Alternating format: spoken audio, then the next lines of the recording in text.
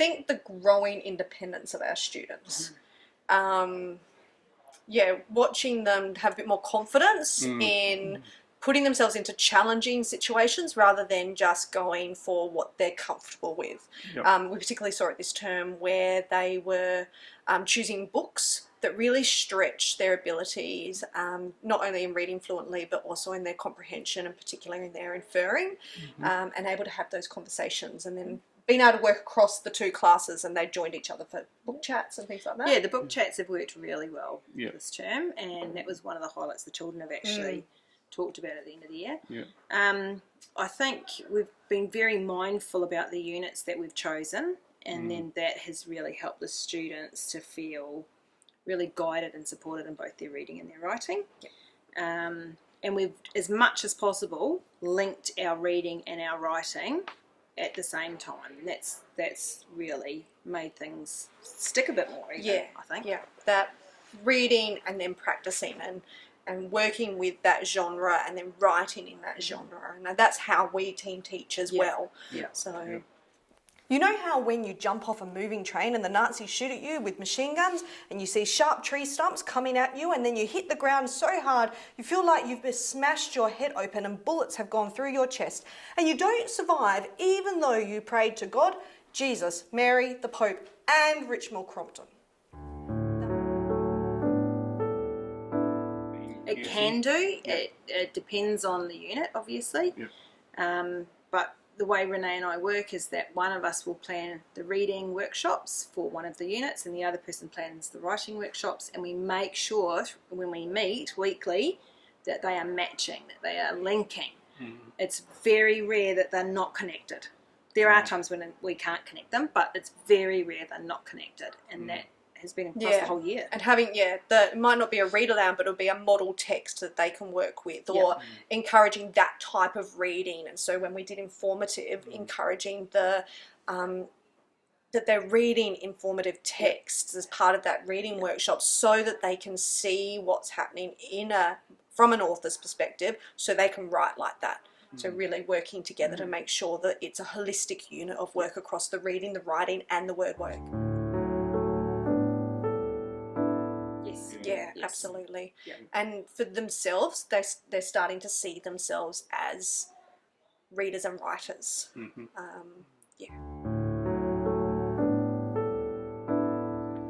We've fairly quickly in term one tried to establish a 20-minute independent reading session.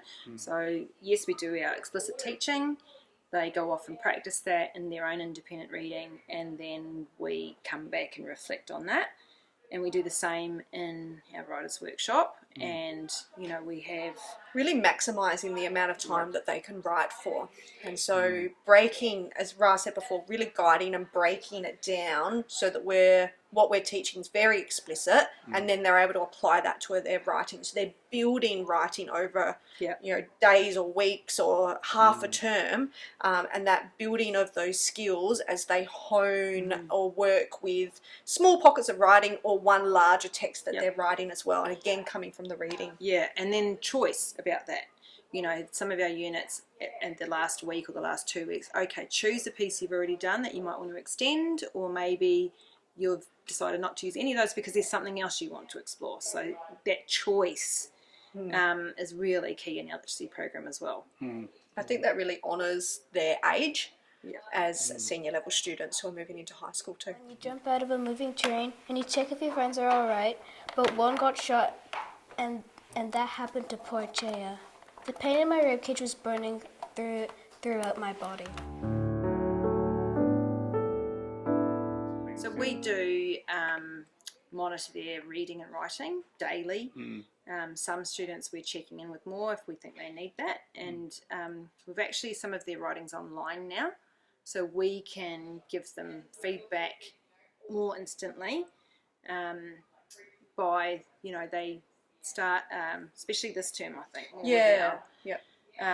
documents where they're writing something, we can see it, and then they go back to that same document online and they can see that. They do enjoy that, don't they? And having some written feedback from us there that they can immediately action for change. And each other. We do a lot of peer feedback, And that does move some of them on, especially in our reading. We've done a lot of that with accuracy and fluency, really getting each other to check.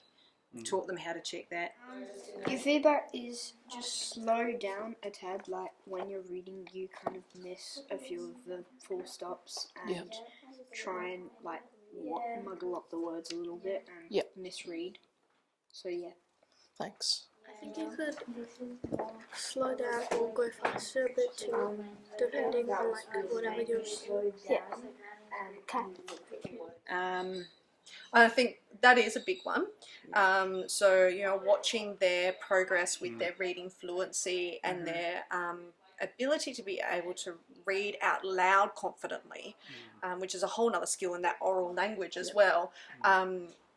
Having time to practice and explicit feedback from a peer, explicit feedback from us, and then they were able to check against, and watching them confidently read to us with like an assessment piece at the end of the term. I know some students in my class doubled the amount as far as both pace and accuracy, but also were able to comprehend still what it was that was reading, and for them that was a huge celebration moment. I am able to tell you about the ones I have read. You can tell me about those you have read, and Mama and Adam and Elsa can do the same. When we run out of stories, we will make up our own. Imagination is a powerful tool. Never forget that. Huge celebration moment. And that they also use that terminology of accuracy and fluency. They talk about that. I want to be more accurate, and this is what it means to be more accurate. So I think that we've seen a shift there. They know how important that is.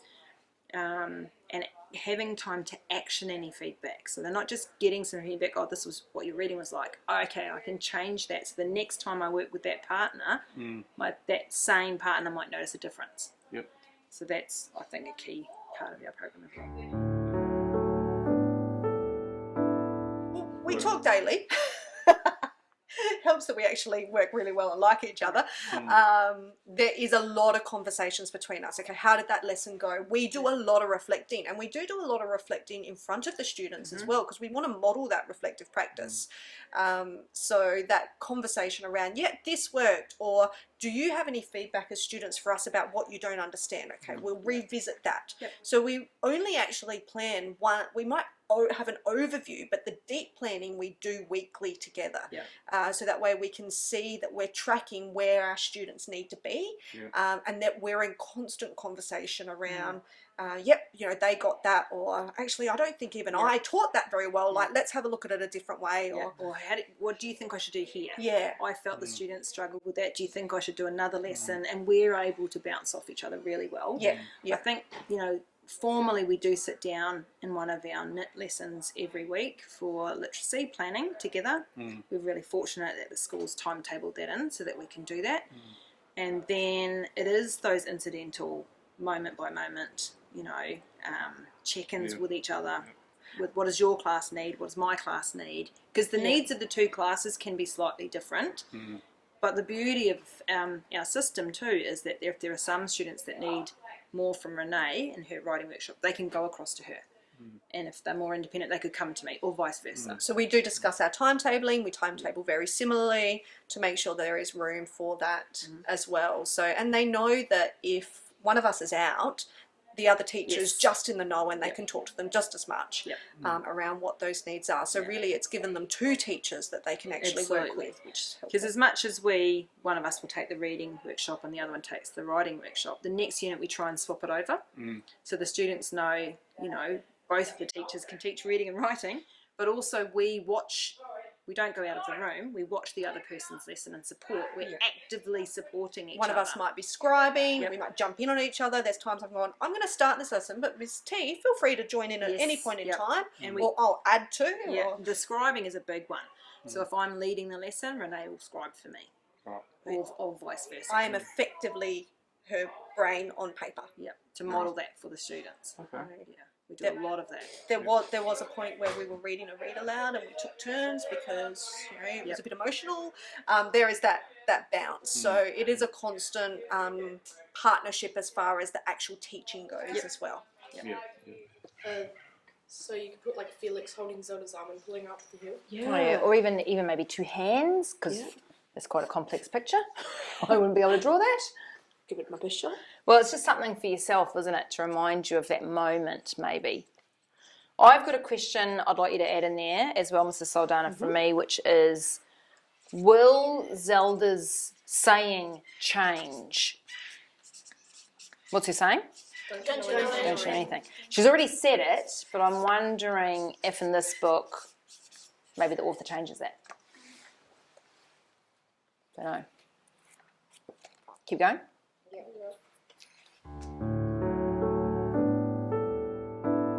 Yeah, I think that beginning of the year, the first term, we do a lot of setting up with students. So this is what this part of WordWit looks like. This is what this part, and we do that together.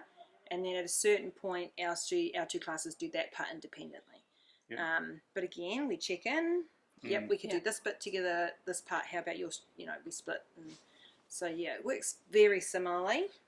Does the words come from their writing and reading? Yes, and that's where it does differentiate a little bit because of where the needs are of each class. We want it to work with the content of what we're teaching at the time, but sometimes a student might actually have a word they're really interested in, and so having, rather than a larger group, having a smaller group that they can have that conversation around the word meaning or how to spell it, or depending on what the need is. And then we just try and follow a program to make sure that we're covering over that 2-week cycle, that they're getting all of those different facets of word work. Some of them, they get stuck on the same word. So it's looking at those word patterns. We cover a lot of things. We try to. Yeah, we have an overview for every unit that we do. And it depends on the unit. There's a couple of units that were new to us this year that we hadn't tried before. So one of us will go, okay, I'll do a bit of a 5-week overview, knowing that can change at any point. Based on what the needs are, and then also when we're getting that feedback. But it does help us with where we're going to land, like where is that end point, and what, and sharing that early with the students. What is it we're aiming for together by the end of this unit, so that they have a sense or a measure of success, that they actually have achieved those outcomes, and they know they're building to something. And what that something might be. We don't know what the final thing might look like, but that we are. Well, it's all part of a plan. I peer up the slope again. The forest is too far. We won't get there in time. If the Nazis see us on this hillside, we'll be easy targets. My shirt's got rips in it that are flapping all over the place. Zelda's dress has lots of colours, but not camouflage ones. The train is getting very close. Lie flat, I say, pulling Zelda down onto the grass. You said we mustn't stop, she says. I know, I say, but now we mustn't move. Always trying to make it better and always trying to improve. I guess we haven't had those conversations yet. We'll still have those, but we're always looking to improve, aren't we? And also being aware of what the next cohort needs. It's never just a stock standard program that we run with each year. The conversations we're having tonight as a whole group of staff is what students are coming to us and what are their needs and what are their strengths, what are their interests. Out of our 60 next year, we're keeping 10. 10 have already been with us this year, so we're getting 50 new students in. So we have to, rethink and learn who they are first as well. So we're thinking back now to as we finish that part of the book.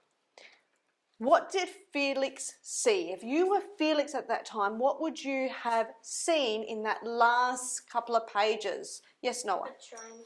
The train? Because he's now done what? He's not on the train anymore. He's Off the train. Yeah, so we see the train. Hannah?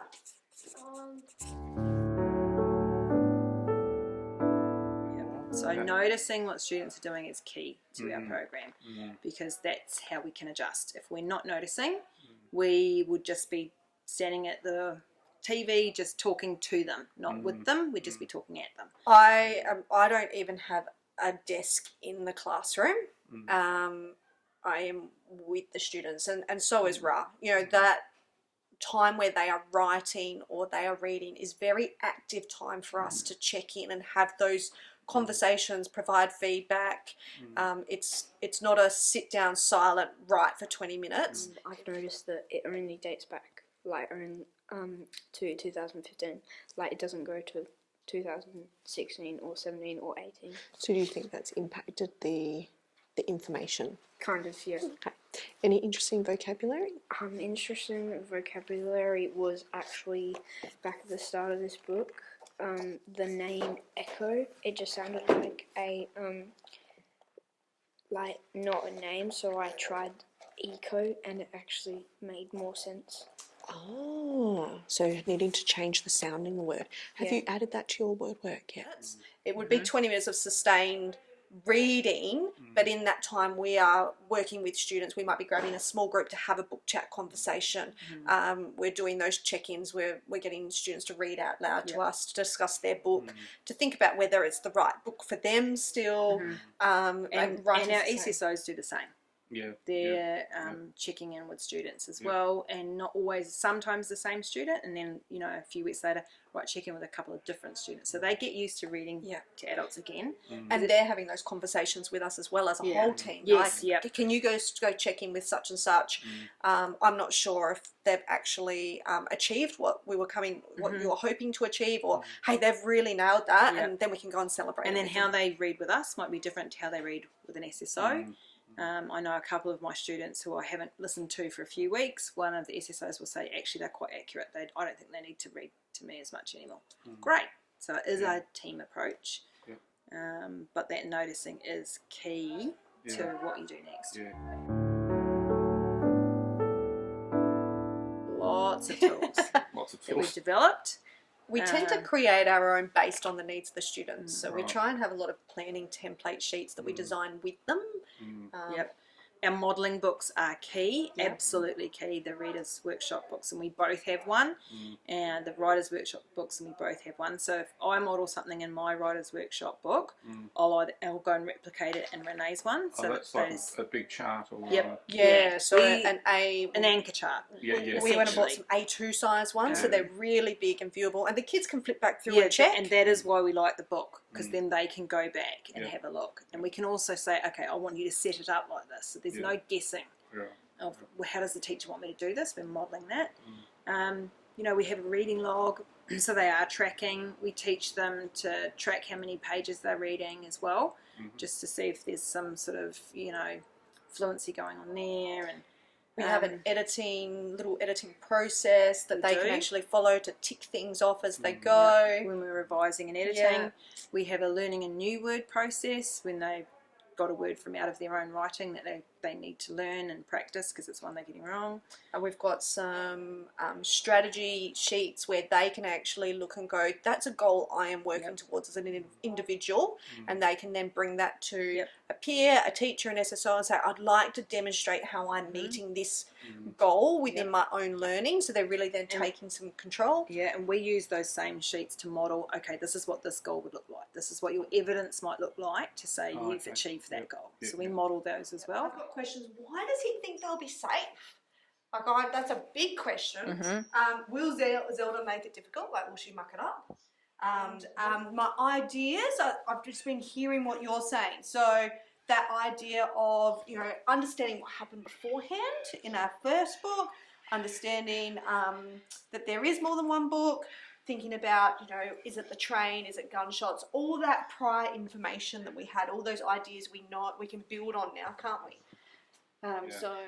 It's an active classroom environment. And then there are lots of bits and pieces that the students have to learn how to use effectively, and that's okay. We spend the first term really setting it up well so that it flows beautifully for the rest of the year. I was going to say, there's routines you have that happen every day that they know they're going to go on the literacy blocks. So they know if there's a double literacy block, they get their box out, they sort out this, they sort out that. The expectation is we're doing this, they know. They're well trained.